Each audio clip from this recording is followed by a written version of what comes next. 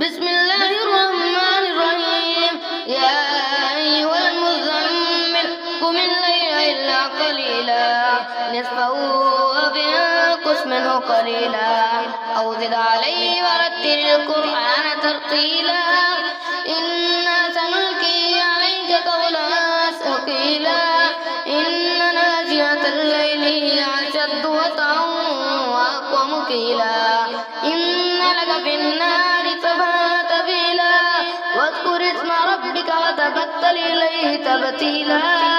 رب المشرق والمغرب لا إله إلا هو فاتخذه وكيلا فاصبر على ما يقولون واهجرهم هجرا جميلا وذرني والمكذبين أولي النعمة ومهلهم قليلا إن لدينا أنكالا وجحيما وطعاما ذا غصة وعذابا أليما يوم ترجف الأرض والجبال وكانت الجبال كثيبا مهيلا إنا أرسلنا إليكم رسولا شاهدا عليكم كما أرسلنا إلى فرعون رسولا فعصى فرعون الرسول فأخذناه أخذا وبيلا فكيف تتقون إن كفرتم يوما يجعل الولدان شيبا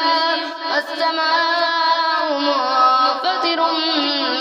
به كان وعده مفعولا إن هذه تذكرة فمن شاء اتخذ إلى ربه سبيلا إن ربك يعلم أنك تقوم أدنى من ثلثي الليل ونصفه وثلثه وطائفة من الذين معك والله يقدر الليل والنهار علم أن لا تحصوا فتاب عليكم فاقرؤوا ما تيسر من القرآن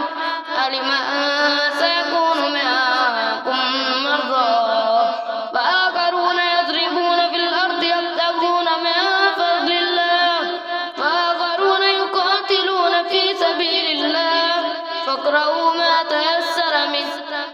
وأقيموا الصلاة وآتوا الزكاة وأقرضوا الله قرضا حسنا وما تقدموا لأنفسكم